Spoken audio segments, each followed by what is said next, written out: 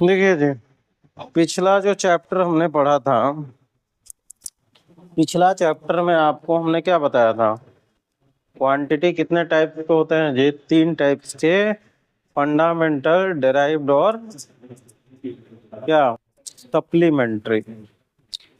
अब इस अध्याय की अगर बात करें, चैप्टर नंबर 3, ठीक, तो इसमें क्वांटिटी हमारा 3 टाइप का होता है। कौन कौन सा जी? स्केलर क्वांटिटी, वेक्टर क्वांटिटी और टेंसर क्वांटिटी।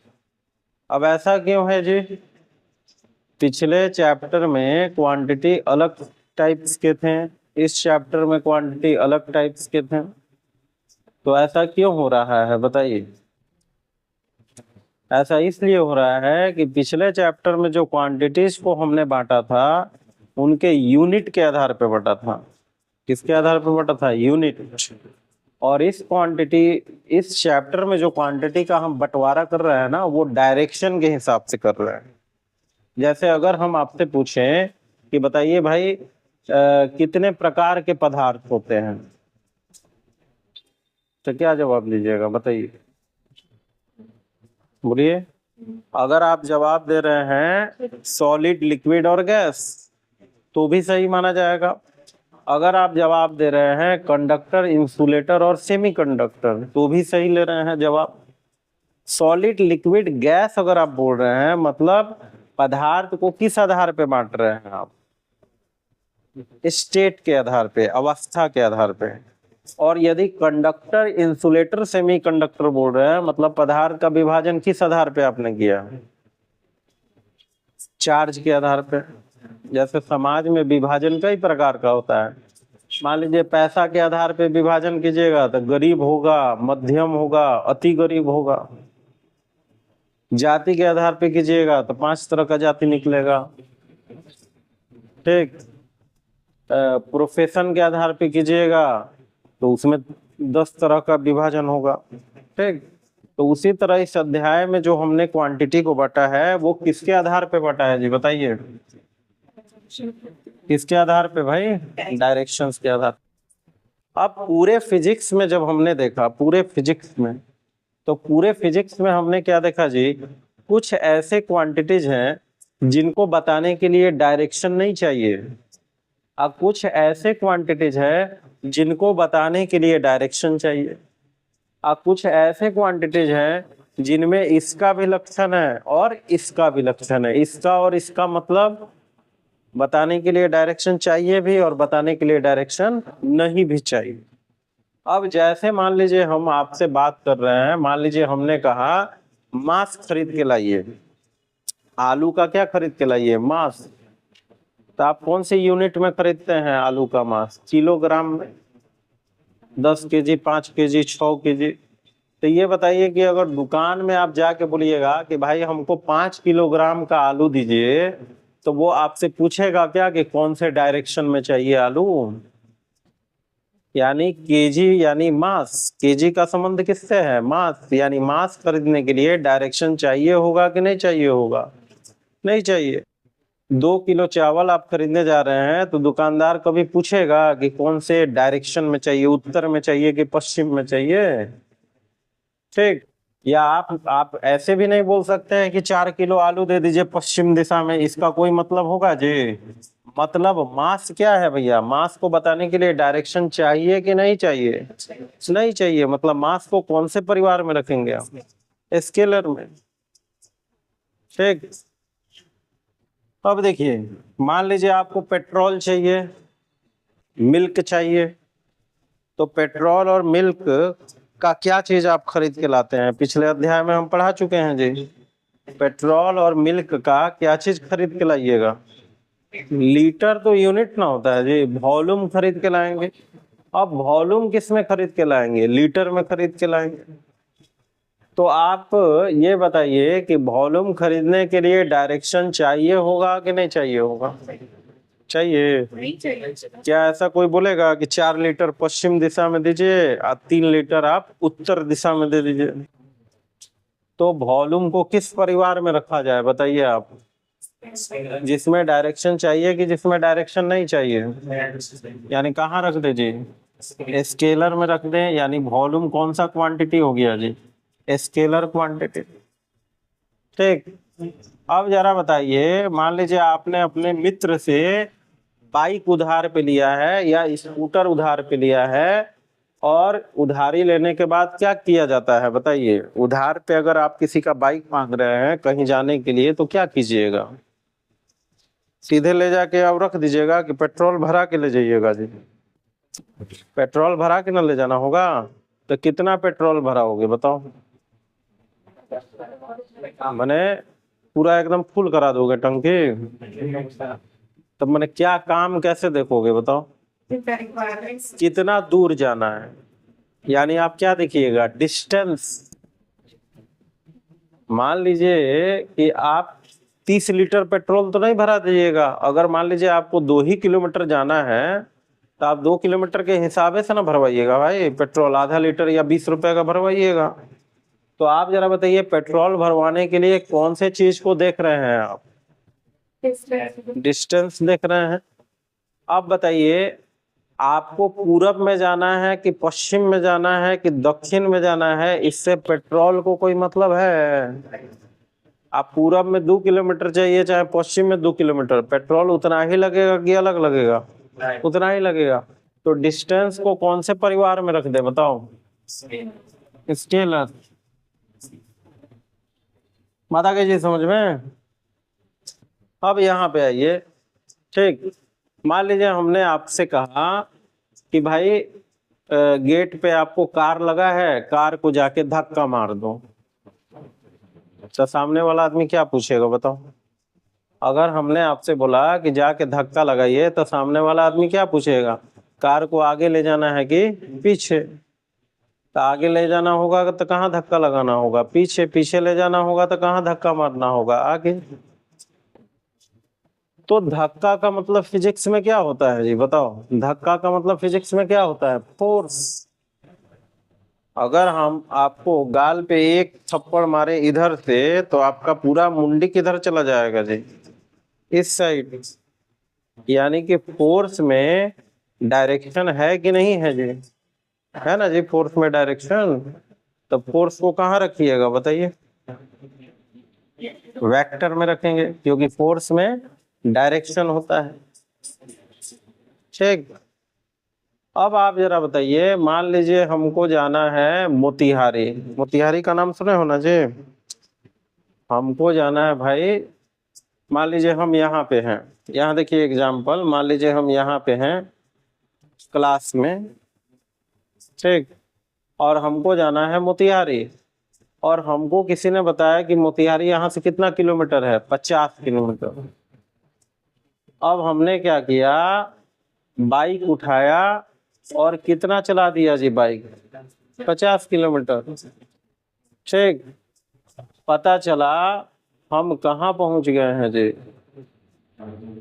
हम पहुंच गए हैं नरकटियागंज, क्योंकि नरकटियागंज भी कितना किलोमीटर है? 50। आपका एक मित्र था, उसने भी ये बात सुन लिया। कौन सा बात? कि 50 किलोमीटर चलाएंगे तो कहाँ पहुंच जाएंगे? मोतिहारी। उसने बाइक तुरंत स्टार्ट किया, 50 किलोमीटर चलाया, और फोन कर रहा है 50 किलोमीटर चलाने के बाद कि हम कहाँ पहुंच गए हैं भाई? तो रक्सौल पहुंच गए हैं, मोतिहारी नहीं पहुंचा। बताइए दोनों में क्या दिक्कत हो गया जी दोनों के साथ?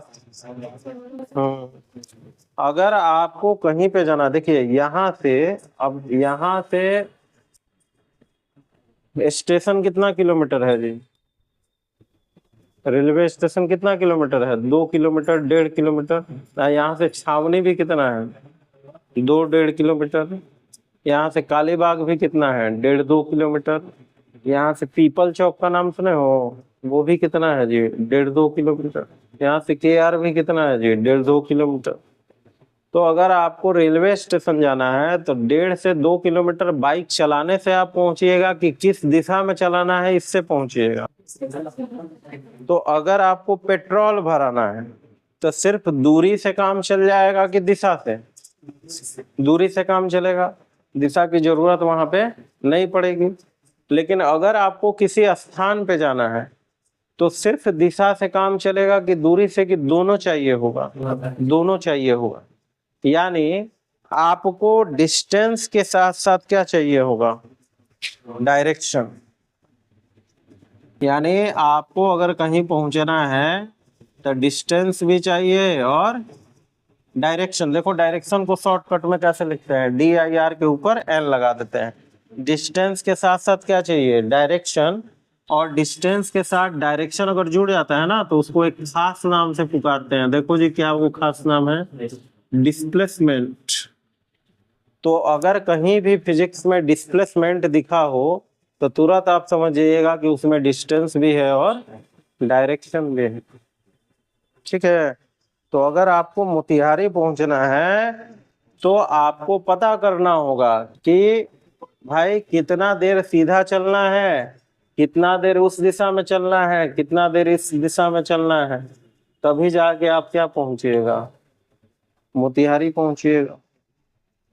बात आ गई जी समझ में?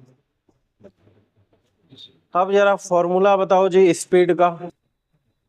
स्पीड का फॉर्मूला पिछले चैप्टर में तो पढ़ाए थे जी। बोलो स्पीड का फॉर्मूला बोलो। स्पीड का क्या फॉर्मूला है जी बताओ?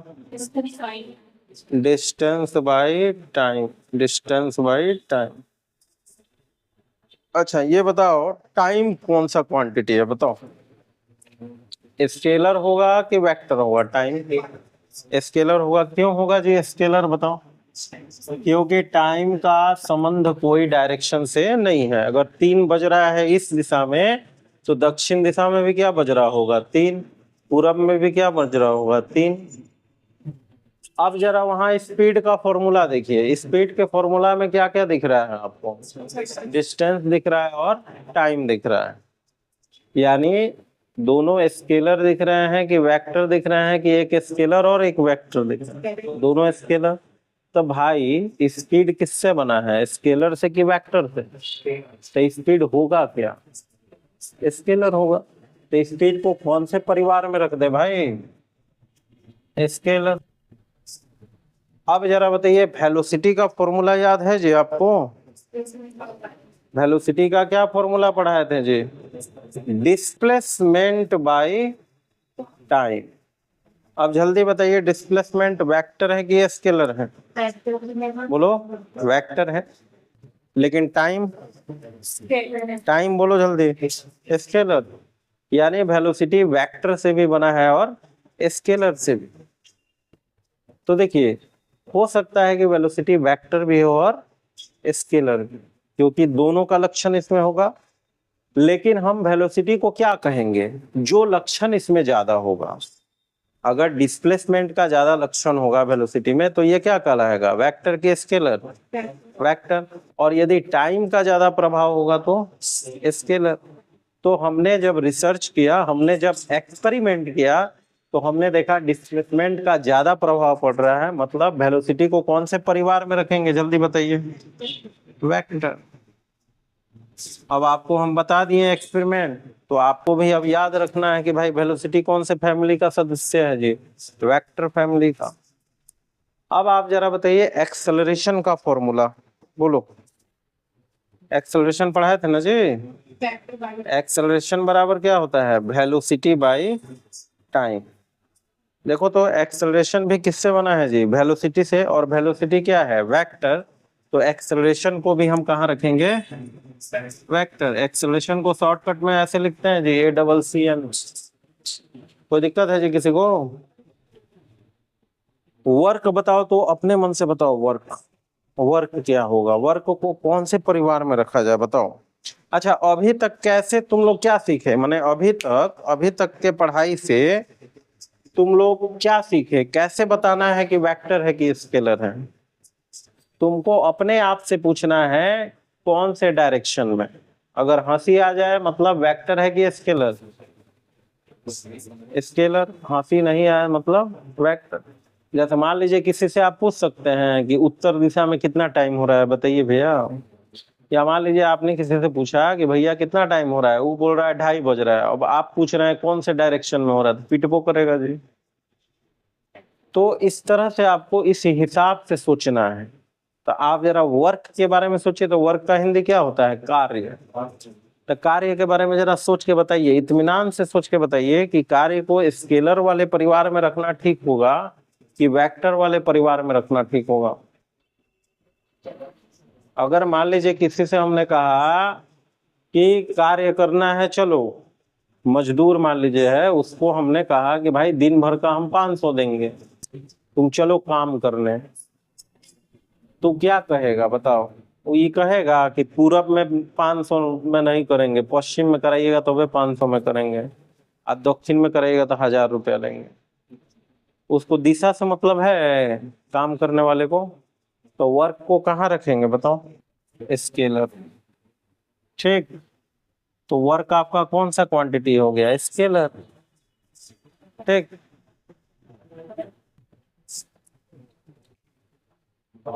ठीक है जी। और भी बहुत सारे हैं कि सिर्फ इतना है? बोलो, बहुत सारे हैं। समय के साथ साथ जैसे जैसे हम आगे बढ़ेंगे आपको बताते चलेंगे कौन सा क्वांटिटी वेक्टर है कि स्केलर है। अच्छा, यहाँ 3 लाइन आप छोड़ेंगे जो समय के साथ आपको एग्जाम्पल में भरवाया जाएगा।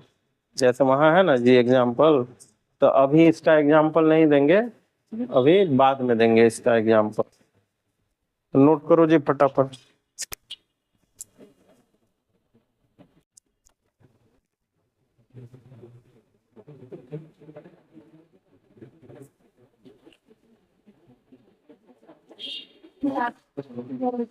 इतना सारा पढ़ाई करने के बाद आपने क्या सीखा कि वेक्टर किसको कहा जाएगा? जिसमें डायरेक्शन होगा।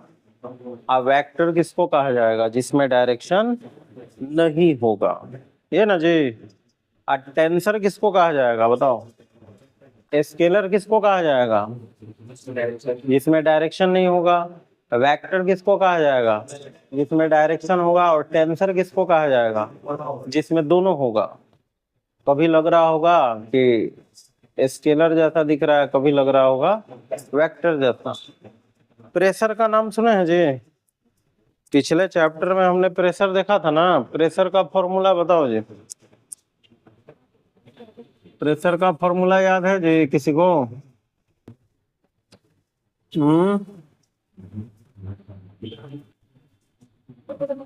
प्रेशर का क्या फॉर्मूला होता है बोलो? फोर्स बटा एरिया। तो आप जरा बताइए, फोर्स स्केलर है कि वेक्टर है? जल्दी बताओ। वेक्टर है, अभी पढ़ाए थे। अच्छा, एरिया क्या है जरा बताओ तो? एरिया को वेक्टर परिवार में रखना ठीक होगा कि स्केलर परिवार में? एरिया जब आप खरीदने जाते हैं, जमीन का क्या चीज खरीदते हैं जी? एरिया ना। तो दल्ला से जब बोलते हैं कि हमको एरिया चाहिए, तो दलाल आपसे क्या पूछता है?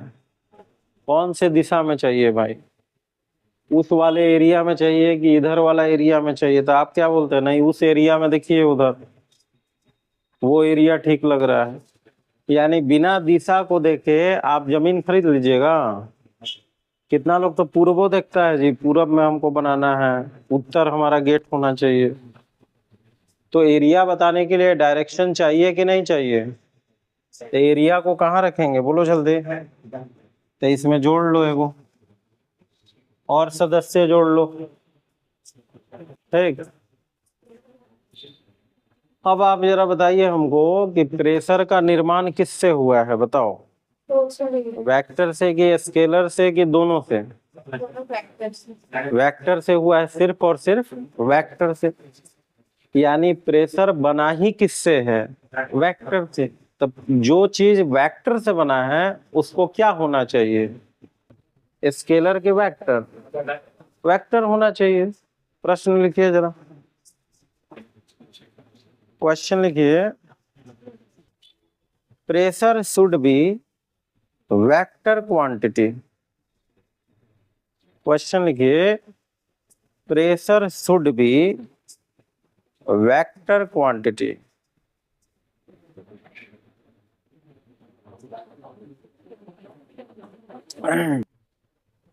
pressure should be vector quantity but it is not a vector, but it is not a vector. Why?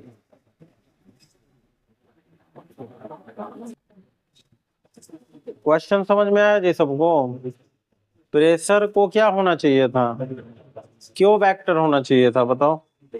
क्योंकि ये वेक्टर से बना है, तो हमको क्या लग रहा था, हम लोगों को क्या लग रहा था कि इसको क्या होना चाहिए, वेक्टर। लेकिन ये वेक्टर है कि नहीं है? नहीं है। क्यों? यही आपसे पूछ रहा है। तो लिखो जरा, उसका जवाब लिखो। Because direction of force in pressure, because direction of force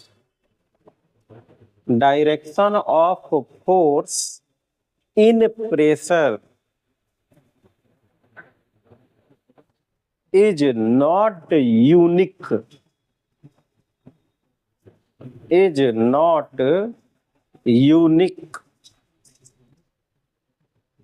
इसका क्या मतलब है जी? यूनिक का पहले मतलब बताइए। यूनिक डायरेक्शन का क्या मतलब है? एक दिशा की अनेक दिशा? एक दिशा। यूनिक नहीं है मतलब अनेक दिशा। तो इसमें क्या है, एक दिशा है कि अनेक दिशा है? इसमें एक दिशा है। नॉट यूनिक लिखवाया ना, नॉट यूनिक लिखवाया ना। अभी मान लीजिए इसको हमने अभी क्या लगाया, फोर्स लगाया कि प्रेशर? ये क्या है जी, फोर्स ना हो गया। ये क्या है, प्रेशर। तो ये जो हम दबाव बना रहे हैं, इस दबाव का यानी प्रेशर का प्रभाव कहाँ मिल रहा है? देखो उधर मिल रहा है कि नहीं, देखो। यानी हमारे प्रेशर में जो फोर्स है वो उधर जा रहा है कि नहीं जा रहा है? इधर नहीं जा रहा है, इधर नहीं जा रहा है। अच्छा, कैसे पता चला इधर इधर इधर जा रहा है जी? क्योंकि ये भी भाग हिल रहा था, ये भी हिल रहा था और ये भी हिल रहा था। और कोई चीज हिलता तभी है जब उस पे क्या लगता है, फोर्स। तो जब हम इसको दबा रहे हैं तो चारों तरफ का भाग हिल रहा है। इसका मतलब कि हमारा प्रेशर में जो फोर्स है उसका डायरेक्शन चारों तरफ है कि सिर्फ एक पॉइंट पे है? चारों तरफ है। यानी इसका डायरेक्शन यूनिक नहीं है, इसीलिए हम इसको वेक्टर नहीं बोलते हैं। इसका मतलब वेक्टर कौन होगा, जिसके पास डायरेक्शन होगा कि जिसके पास यूनिक डायरेक्शन होगा? है यूनिक डायरेक्शन होगा। यानी खाली डायरेक्शन होने से वेक्टर नहीं होगा, डायरेक्शन होना चाहिए लेकिन कैसा होना चाहिए, यूनिक। अगला प्रश्न लिखो जी। अगला प्रश्न, करंट का नाम सुने हो जी, इलेक्ट्रिक करंट। तुम लोग जरा बताओ, करंट का डायरेक्शन होता है कि नहीं होता है? नहीं होता है डायरेक्शन? होता है ना भैया। तार जिधर दौड़ेगा करंट भी क्या होगा, उधरे दौड़ेगा।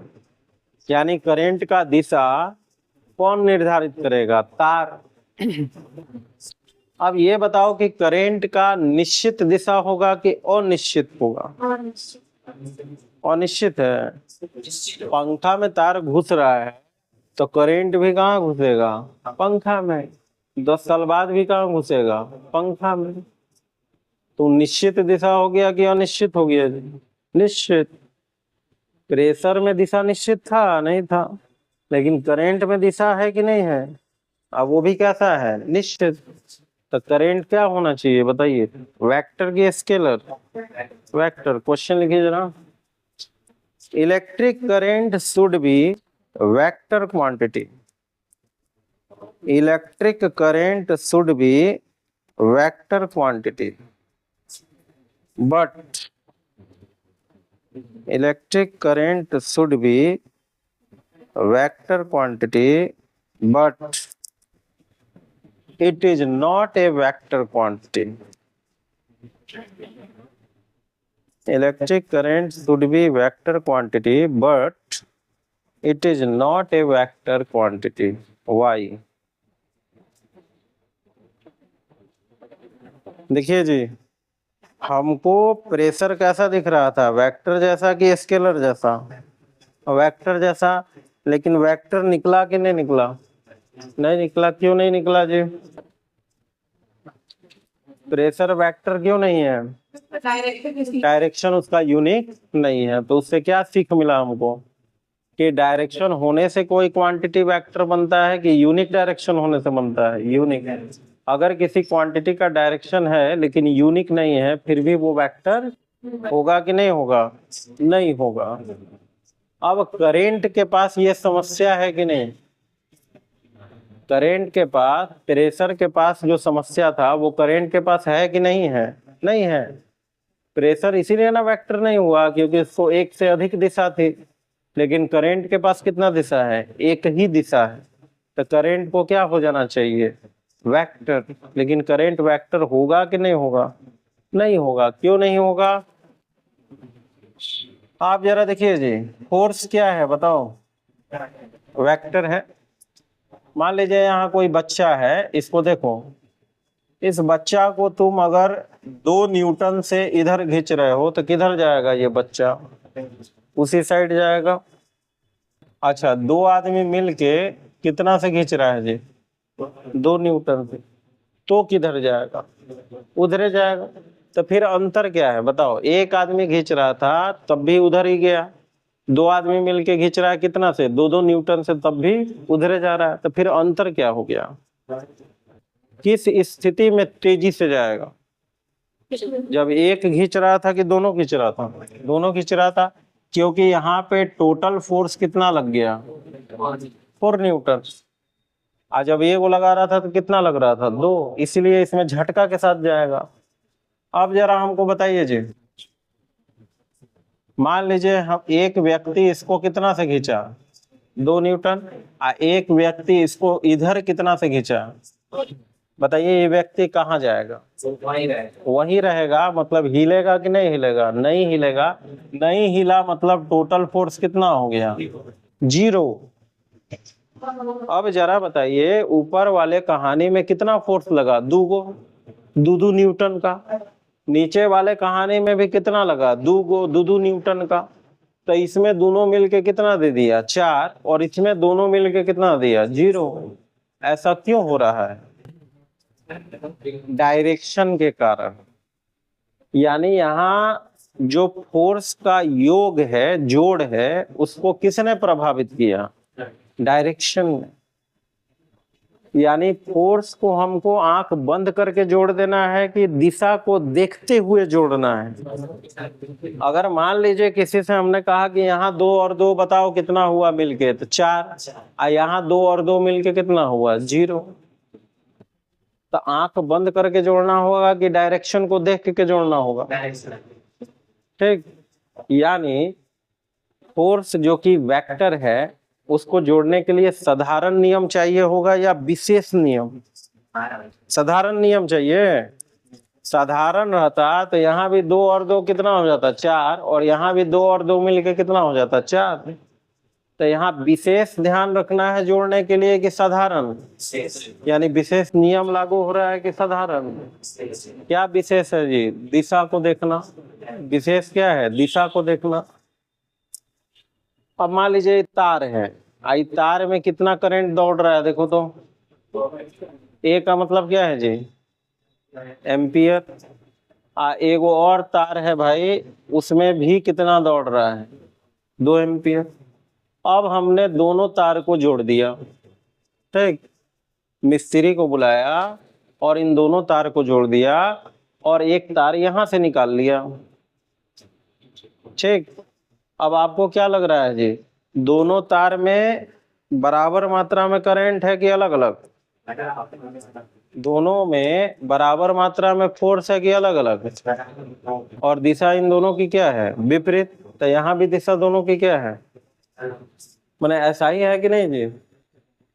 तो यहाँ अगर टोटल फोर्स 0 हुआ है तो आपको क्या लग रहा है? टोटल करंट यहाँ भी कितना होना चाहिए? 0 होना चाहिए ना। लेकिन जब हमने मशीन से नपवाया तो यहाँ कितना एम्पियर करंट था जी? यहाँ कितना आ रहा था? 4 एम्पियर।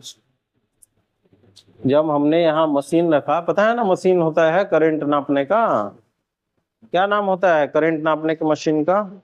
एमीटर। 10वां में पढ़े होंगे आप एमीटर। तो जब हमने एमीटर से यहाँ नापा, इस बिंदु पे रखें चाहे इस बिंदु पे रखें चाहे यहाँ रखें, हर बिंदु पे यहाँ कितना बताएगा बताओ? 4 एम्पियर। तो अब आप जरा इत्मीनान से सोच के बताइए कि करंट जो है वो साधारण नियम का पालन किया है कि विशेष नियम का? बोलो। साधारण नियम का। Very good. अगर विशेष नियम का पालन करता तो वहां कितना एम्पियर आना चाहिए था? 0। क्योंकि यहाँ देखिए, यहाँ जो फोर्स है वो विशेष नियम का पालन कर रहा है कि साधारण? विशेष मतलब क्या? दिशा को देखकर जोड़ना कि बिना देखे जोड़ना? देख के। तो अगर हम विशेष नियम का वहां पालन करवाएं तो टोटल करंट कितना होना चाहिए? 0। लेकिन हुआ कितना है? 4। मतलब दिशा ने प्रभावित किया है जोड़ को कि नहीं किया? करंट के स्थिति में दिशा ने प्रभावित किया जोड़ को कि नहीं किया? नहीं किया। अगर दिशा प्रभावित करता तो वहां 4 के बजाय क्या होता? 0। तो आप जरा साधारण भाषा में बताइए कि फोर्स को जोड़ने के लिए दिशा चाहिए कि नहीं चाहिए? फोर्स को जोड़ने के लिए चाहिए, और करंट को जोड़ने के लिए नहीं चाहिए। इसीलिए करंट वेक्टर नहीं है। करंट वेक्टर क्यों नहीं है? क्योंकि उसको जोड़ने के लिए कोई दिशा की जरूरत नहीं है। बेतिया में मैक्सिमम लोग करंट को क्या पढ़ाता है? वेक्टर। एरिया को क्या पढ़ाता है? स्केलर। तो गोलती पढ़ाएगा, इसीलिए ना 1000 रुपया में फिजिक्स हो जाता है जी 500 रुपया में है। खुदे इंटर 5 बार फेल है। आप अपने मित्र का कॉपी उठा के देखिए, एरिया लिखवाया होगा स्केलर, करंट भी लिखवाया होगा स्केलर, ये वेक्टर लिखवाया होगा current.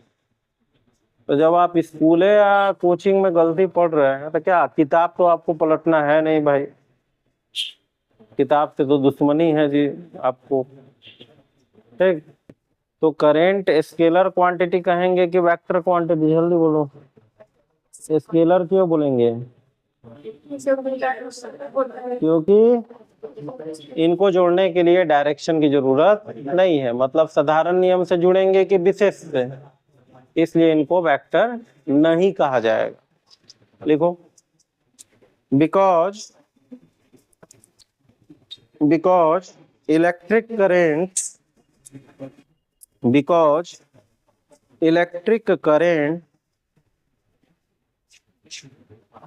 does not follow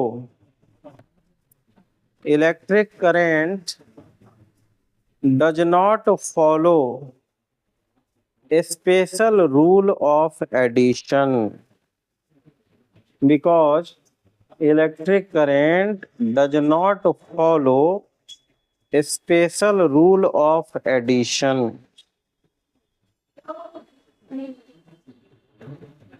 special rule of addition. अब तीनों डायग्राम आप नोट कर लीजिए, तीनों, बच्चा वाला और करेंट वाला, ताकि आपको याद रहे ये बात। कल वाला क्लास में आज वाला क्लास याद करके आइएगा। मान लीजिए चौथा क्लास चल रहा है तो पिछला 3 गो क्लास याद करके आइएगा। नागा कीजिएगा, वेक्टर बर्बाद हो जाएगा आपका, पहले ही हम बोल रहे हैं।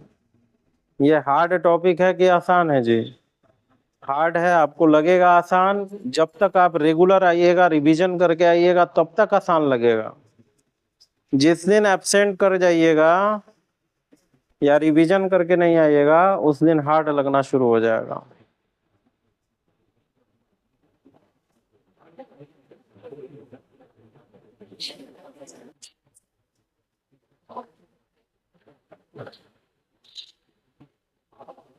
जल्दी जल्दी कंप्लीट करो तीनों डायग्राम।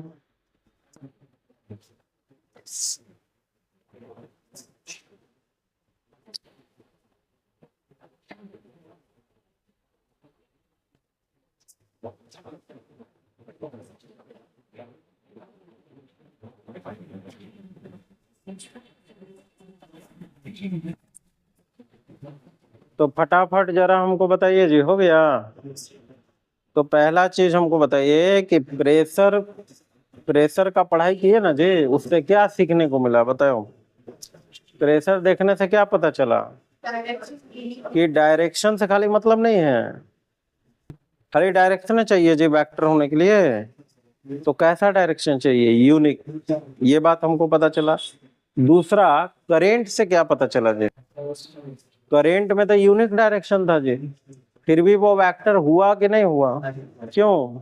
क्योंकि वो साधारण जोड़ का नियम पालन कर रहा है कि विशेष, इसलिए वेक्टर नहीं होगा। तो वेक्टर होने के लिए क्या क्या चाहिए जी? यूनिक डायरेक्शन की एक से अधिक डायरेक्शन, यूनिक।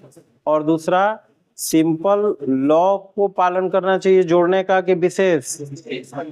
तो लिखिए अगला टॉपिक लिखिए इंपॉर्टेंट कंडीशन। अगला टॉपिक लिखिए important condition for quantity. Important condition for quantity to be a vector. Important condition for quantity to be a vector. इसका मतलब बताइए जी, हिंदी बताओ इसका। ये अभी क्या पढ़ाने जा रहे हैं जी? पढ़ाने जा रहे हैं। वह कंडीशन बताने जा रहे हैं जिसके चलते कोई क्वांटिटी क्या होगा? वेक्टर। तो पहला कंडीशन लिखिए, quantity should have fixed direction.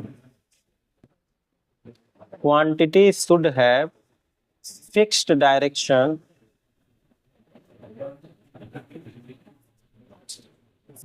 Quantity should have fixed direction.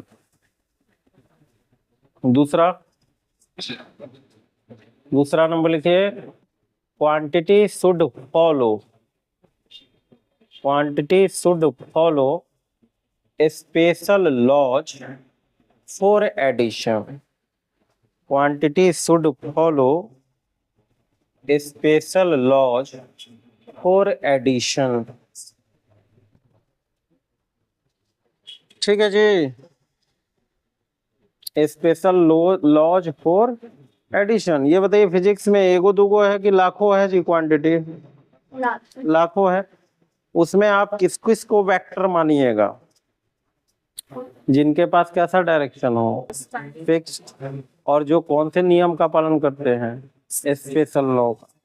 तो पहला जो शर्त है वो कहाँ फेल आ गया बताओ? प्रेशर में कि इलेक्ट्रिक करंट में? प्रेशर में। और दूसरा शर्त कहाँ फेल आ गया? करंट। अब बताइए करंट और प्रेशर, तो दोनों को हम क्या कहेंगे बताओ? वेक्टर बोलेंगे कि स्केलर? स्केलर। कम पढ़ा लिखा लोग इसको क्या बोलेगा? स्केलर। और ज्यादा पढ़ा लिखा लोग क्या बोलेगा? वहां देखो, टेंसर। टेंसर का डेफिनेशन देखो, दिखेगा कैसा? वेक्टर जैसा। और लगेगा कैसा? स्केलर जैसा। प्रेशर कैसा दिखा था? वेक्टर जैसा। क्यों दिखा था? क्योंकि भैया वेक्टर से बना है वो। करंट कैसा दिखा था? वेक्टर जैसा। क्योंकि प्रेशर में जो खराबी थी वो करंट में नहीं थी। तो हम तो कंफर्म हो गए थे कि करंट भी क्या है भाई? वेक्टर। लेकिन निकला क्या? Scalar type. मतलब करंट और प्रेशर के पास दोनों लक्षण है भैया, स्केलर वाला भी और वेक्टर वाला भी।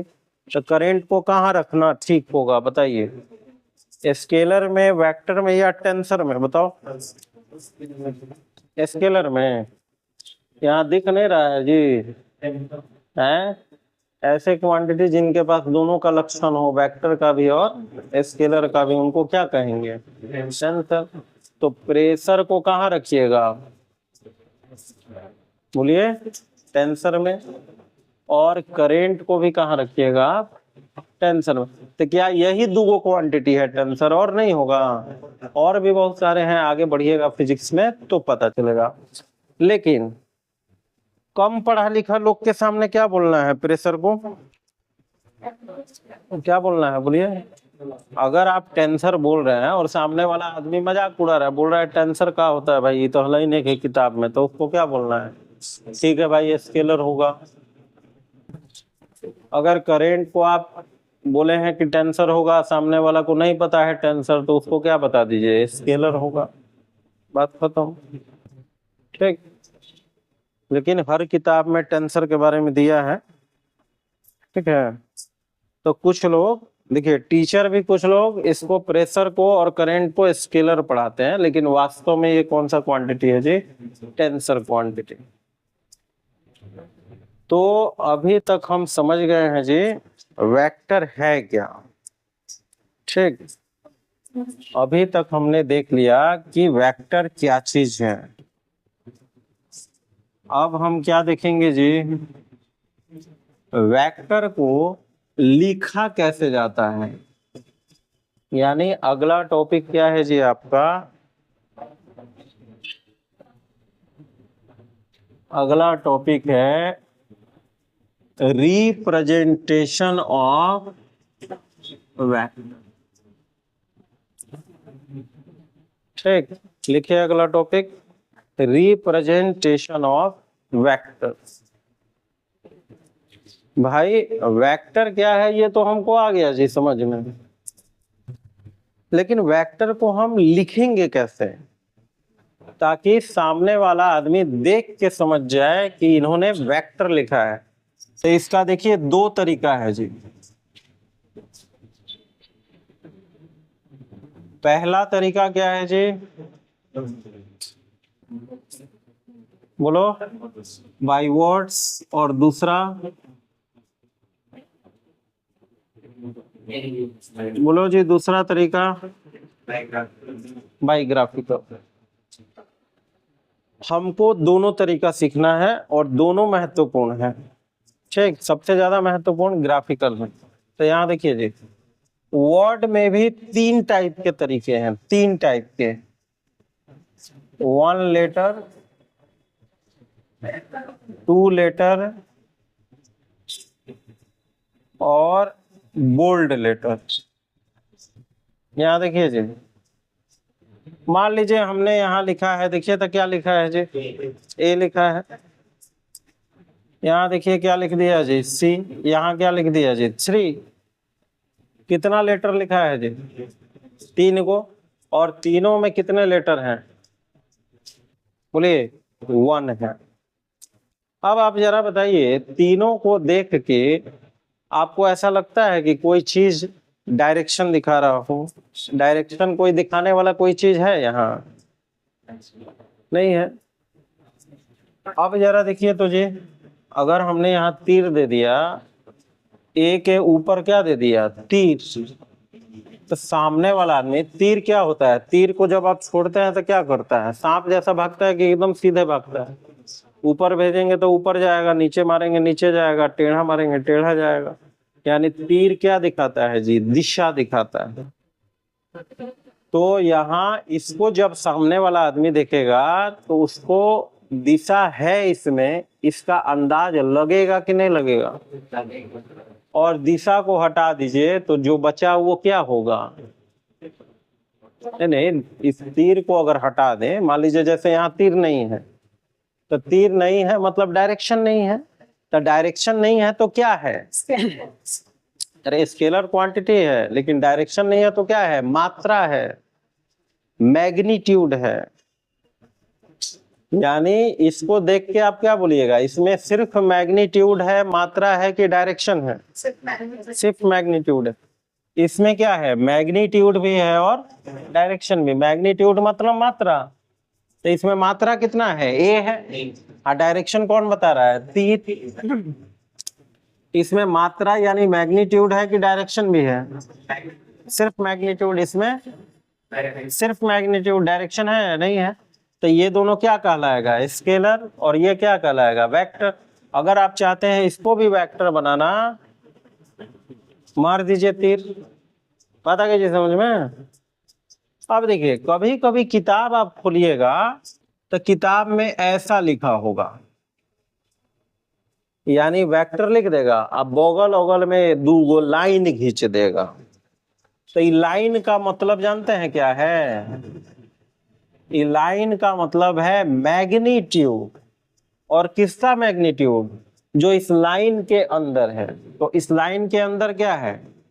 Vector A. तो किसका मैग्नीट्यूड आपसे पूछ रहा है? वेक्टर ए का।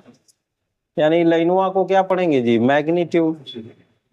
अब आपसे पूछेगा कि बताइए वेक्टर ए का मैग्नीट्यूड कितना है, तो आपको कुछ नहीं करना है, तीर हटा के जो बचे उसको लिख दीजिए।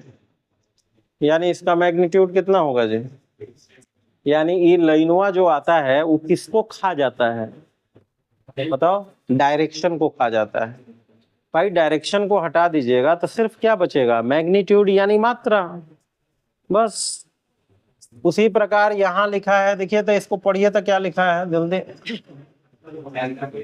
Magnitude of vector 3। तो इसका आंसर बताइए 3। यानी ये लाइन आता है तो किसको खा जाता है?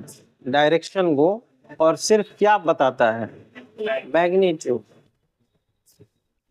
अब देखिए ये आ गया जी समझ में कि किसी को डाउट है? तो अब यहाँ 2 लेटर लिख दीजिए आप, उसके ऊपर तीर लगा दीजिए, उसको क्या कहते हैं? 2 लेटर रिप्रेजेंटेशन या डबल लेटर रिप्रेजेंटेशन। ठीक। इसमें दिशा कौन दिखा रहा है? तीर। और दिशा के अलावा जो है वो क्या दिखा रहा है? मैग्नीट्यूड, मात्रा। बोल्ड लेटर रिप्रेजेंटेशन का मतलब जी, जैसे ये अभी स्केलर लिखे हैं कि वेक्टर? स्केलर। ये अभी वेक्टर लिखे हैं कि स्केलर? स्केलर। लेकिन अगर मैंने इसको बोल्ड कर दिया तो इसको अब दुनिया क्या पढ़ेगी? ए पढ़ेगी कि वेक्टर ए पढ़ेगी? जल्दी बोलो। वेक्टर ए पढ़ेगी। मतलब यहाँ दिशा तीर से दिखा रहे हैं कि बोल्डनेस से दिखा रहे हैं? बोल्डनेस से दिखा रहे हैं, तीर से नहीं दिखा रहे हैं। यानी अगर आपको ऐसे कोई पूछेगा तो इसको क्या पढ़िएगा बोलिए? मैग्नीट्यूड ऑफ ए या मैग्नीट्यूड ऑफ वेक्टर ए। तो बताइए इसका आंसर क्या होगा? ए होगा कौन सा? बोल्ड वाला कि सिंपल वाला? सिंपल वाला। यानी डायरेक्शन दिखाने का अभी तक कितना तरीका हमने सीखा? 2 तरीका। या तो तीर मार दो या तो लेटर को क्या कर दो? बोल्ड कर दो। अब देखिए ये जो 2 तरीका है, ये 2 तरीका कहाँ फॉलो होता है जी? बोलो। इंडियन लेखक, जो भारत के लेखक हैं, वो अपने किताब में कौन से तरीके का पालन करते हैं? पहला और दूसरा। और तीसरा वाला जो है वो कहाँ के लेखक पालन करते हैं जी? विदेश के। और आपका जो NCERT है, नाम सुने हैं ना जी, वो भी कौन से तरीके का पालन करता है? बोल्ड वाला। तो जब NCERT आप पलट के देखिएगा तो उसमें बहुत सारा बोल्ड लेटर दिखेगा। तो 10वां वाला बच्चा समझता है कि डिजाइन है, वो डिजाइन नहीं है भैया। जहां जहां बोल्ड है इसका मतलब क्या है? वो वेक्टर है। बात आ रही है समझ में? ये सब डिजाइन नहीं है, वेक्टर है। हम लोगों को कौन सा पालन करना है जी कक्षा में? बोलो, पहला, दूसरा या तीसरा? पहला दूसरा, क्योंकि उतना फुर्सत नहीं है कि हम बोल्ड करेंगे भाई। ठीक है, नोट कीजिए और जाइए। आज के लिए इतना ही।